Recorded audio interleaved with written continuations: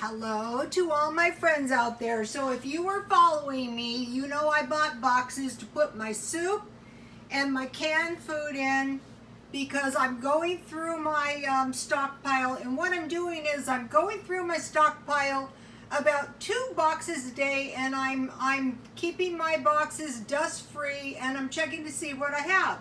So I thought I was going to need new boxes, but I noticed my boxes were okay. This one was ripped a tiny bit. Remember my Christmas tree? Worst Christmas tree I ever put up, but one of the prettiest ones ever. So this is good. This is a small box. I don't need to use my new box.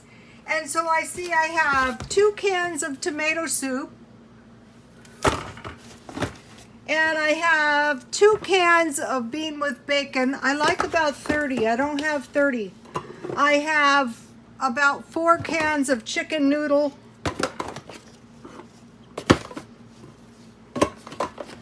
And I have, let's see, 2 cans of cream of chicken and 1 can cream of celery.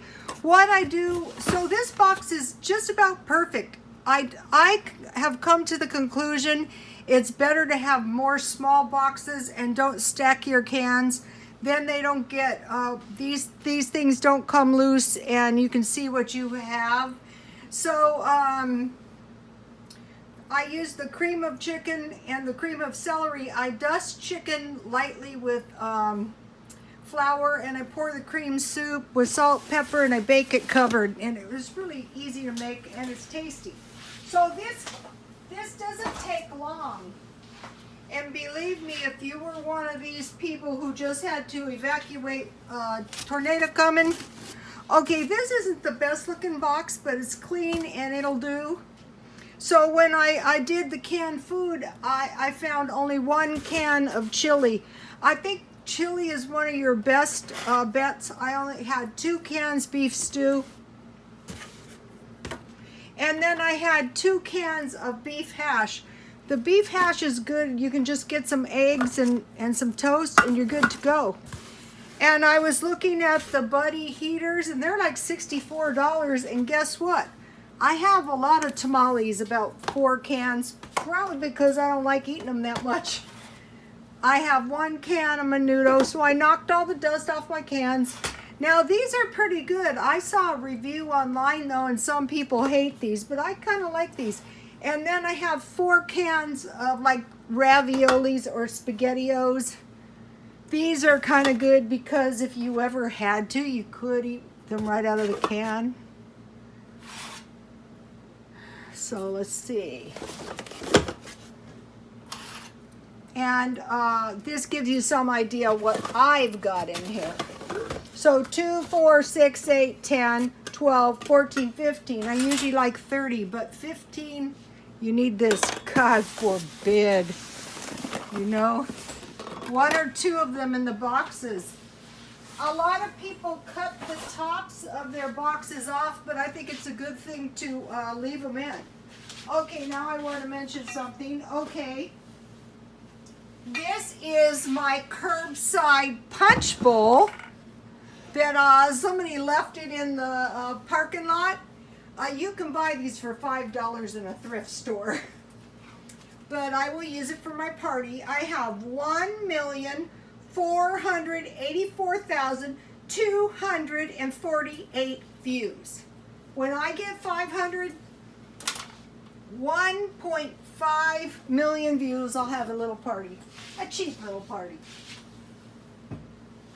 So thank you guys for viewing my videos. Also, I have 93 new subscribers, and welcome to all the new subscribers. And here is my curbside cookbook I got today, but I wanted to show you this. Look, take a look at this. You know, one good recipe like this can really come in handy. I'm trying to make soup every couple of days to go with my sandwiches. So now,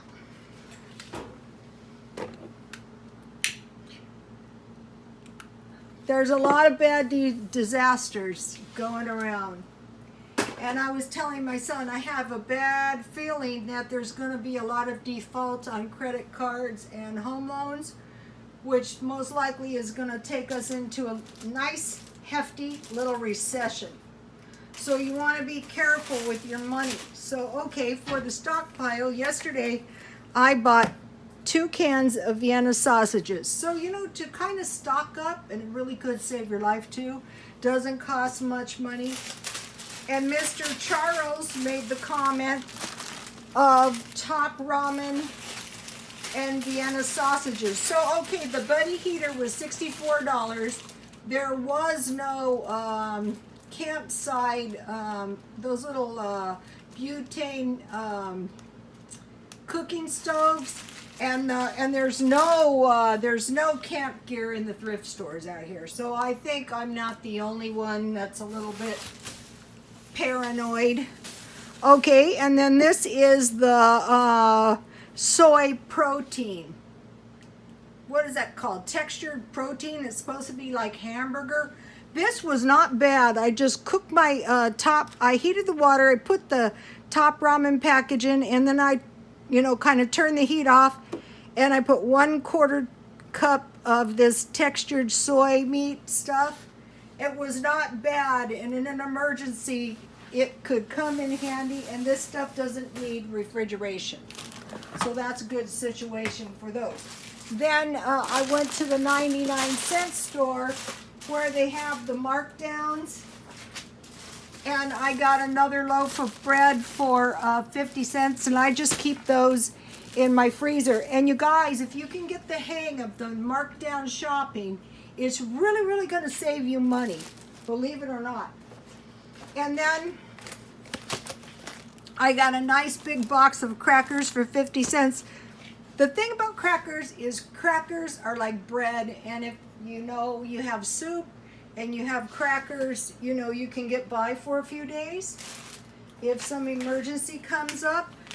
And then this is what I went for. I like this brand. Let's see, how many cups does this make? 4 cups, and I have a feeling this would be really good for the yogurt. If you want to make homemade yogurt, go to my Twitter. The recipe is on there. And never forget this, you can have bread and milk. You can put your milk in a bowl and tear your bread up in little pieces with some sugar, and you can eat that. That would be some down and dirty, lowly food, but I think it's been done through the generations. So, okay, that's what I did to prepare, and I save everything. This is my masking tape from Christmas. You know, I had my beautiful Christmas tree. And so I'm going to be going through my boxes, and I want to encourage you guys. Go through your kitchen, cupboard by cupboard by cupboard. And a lot of preppers I've seen, they prep in their cupboards. So it'd be just like my boxes, but it's in the cupboards. But I think the cupboards, it would be harder for you to get out of the house with your food if you had to pack it all out of the cupboards. This way, what I would do is I would pull my truck up to the front door and I'd load it all in there within minutes. So I want to encourage you, start going through your cupboards and then create a cupboard or a box that's all half-eaten packages of food. These half-eaten packages of food could really come in handy. There's going to be a lot of people with no food, you guys. Can you imagine if you had to take off out of those flooded areas for your life? So, and another thing, if you're sitting in your house and you don't have much food, say you're sitting here in San Diego, there's nothing to prevent you from getting the food bank, food pantries, food, you know, and make yourself up a little stockpile so you don't, and just take whatever they have, and if you don't want it, like I wouldn't eat that if I was starving. Don't be so sure. Put it in the box. Sometimes I leave my food in the laundry room and somebody takes it. You know, some of the hungriest people could be your next door neighbors and you have no idea.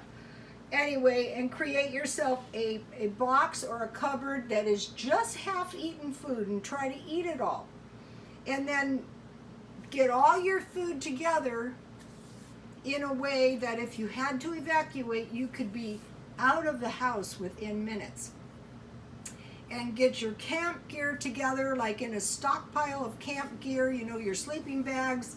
I have a camp stove, a gasoline camp stove, and I would use it if I had to. One of the most important things is those little heaters, and they know it too, $64, and good luck finding them in the thrift store. And then as soon as you can, as soon as I can, I will get a small generator. I think what I saw, if you guys watched that Mike Morales, the military transporting generators. And so when you see that, it kind of seems to indicate that they might need some power. So just be prepared. Start out preparing for a 3-day disaster and then a week. And another thing about your food is it's going to let you save money because you don't have to keep buying food. You can, you know, eat food out of your stockpile. So that was what I was doing today. And these were good. I bought these for $1. I already ate one on the way home. I'm glad I bought these. God bless you all.